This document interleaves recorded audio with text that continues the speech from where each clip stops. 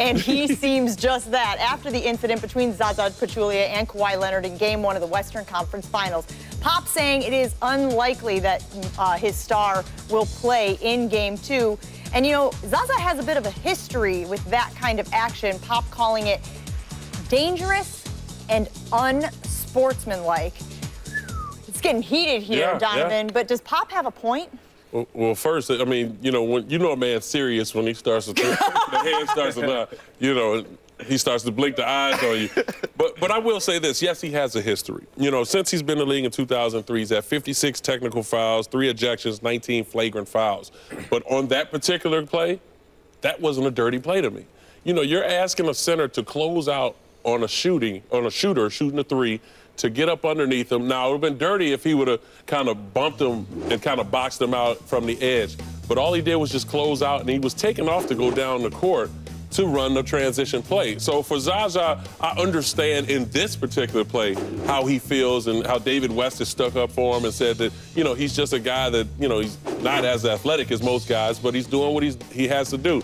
He's a hard worker. He does what he needs to do as far as rebounding is concerned. He's only on Golden State because he's a bully to be able to protect a guy like Steph Curry and also Kevin Durant. And to get under your skin. And to get under your skin. So agitator. He didn't do that purposely. And stop pretending like you innocent. That's who you are. Embrace it. Yeah, but on that particular play, it wasn't dirty to me. Now, I understand you lost your best player. You know who said it was? Gregg Popovich. And Gregg Popovich is not out here in the business of disparaging people's character if they don't deserve it. Pop. Yeah, do the music. Pop gave a nice quality speech before the game started about the state of our country, and I believe that as much as I believe what he said after the game, because, I mean, he has a history. And with that baggage... Because he has a history. Like, when I was watching it, it happened so fast. Yeah. When I watched it, it looked like, to me, it was a contest.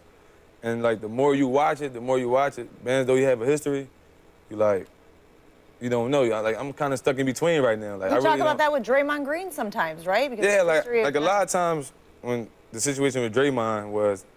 I mean, he was kicking field goals, though. Yeah, but... And then when you watch him, he don't do it on purpose. Like, I don't think he actually intentionally, like, did it. But Pop said... But when you watch, you like, wow. Yeah. Like, how that happened. Pop said that intent doesn't matter, and I kind of agree with him. And if we want to talk about Draymond, let's hypothetically say one of us took a shot. It's rare that Pop get mad, so. That's true. So one of us take a shot. Do you care about the intent, or are you in pain? Like, that's a thing that doesn't, I think to Pop's point, it's true. Like, he has a basketball perspective, man, it just looked like an accident. Like a fluke? Like, because honestly, like what Donovan said, he contested and he ran back on defense.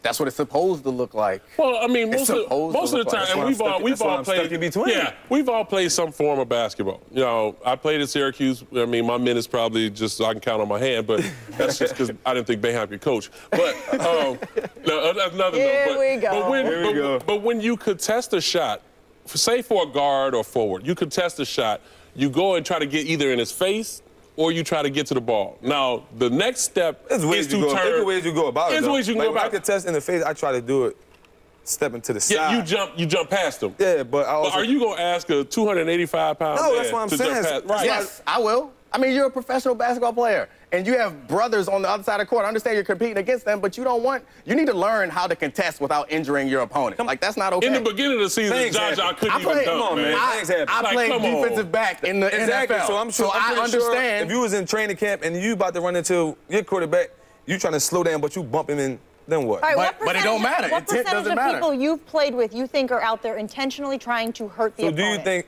it was intentional? I think it was. Yeah, I think it was.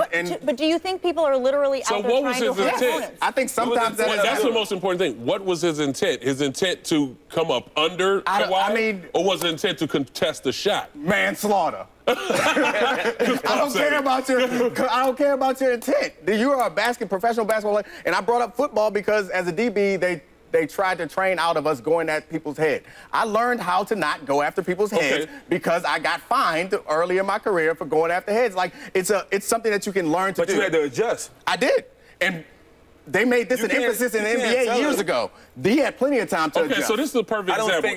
If you watch that game, you watched the game. Yep. So the same situation happened with Steph Curry shooting a 3 and Aldridge coming to close out. But what happened was Steph Curry opened his legs so that he wouldn't fall on his feet. Yeah. So would you say that he had the same intent to try to take Steph Curry out since Kawhi was taken out? How many times I got to say manslaughter? I don't care about the intent. You going by what Pop told you? Pop was right. All right, but then you have to take into account. About the country in the game. Dominique, you have to take into account that this is a guy that was already nursing an injury. So it's a perfect storm, unfortunately. If you look at it from that, then you got a history. Perspective, but you got a history.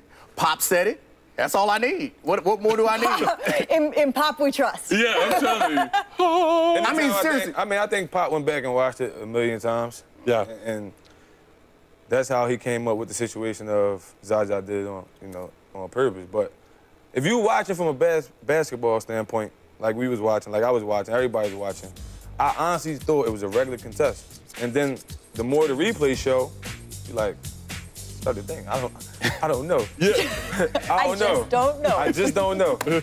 I don't know either. And like I said, I'm erring on that side. You don't know, but you said you think he did. Yeah, you. No, I said I don't know the intent. You're stuck in between like no, I'm certainly stuck in between like you. I said I don't know the intent, but I don't care. Make up your mind, man. Yes. My mind is made up. I said the intent doesn't matter. Is he guilty or innocent? He is guilty. The intent doesn't matter. On what, manslaughter? Yep. Lock him up. He never received a technical foul.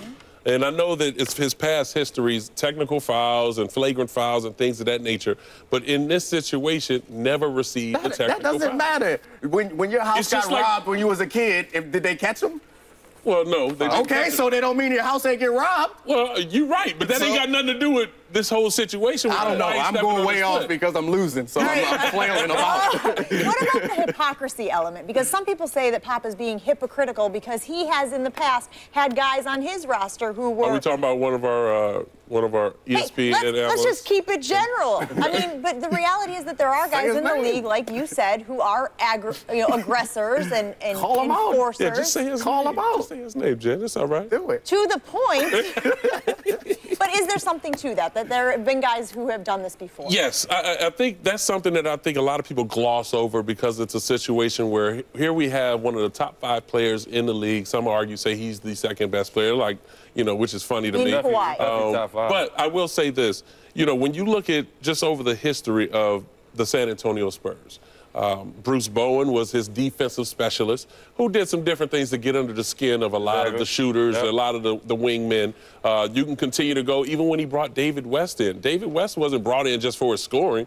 David West was brought in to be physical in his front line. You knew Tim Duncan was on his way out. They brought Aldridge, who wasn't known to be physical. Some guys in the Western Conference. And see, that's what I'm saying. And so, talk about it. Yeah, that's the whole thing. Is that when you have a physical player, you bring him in there to be physical. Exactly. And that's what they boys. So how do you feel as an opponent? You're an opponent of a team that's doing these type of on-the-edge things. How do you receive that? You said you played against guys like that, so I played against Zaza. Right. I know what his intentions are.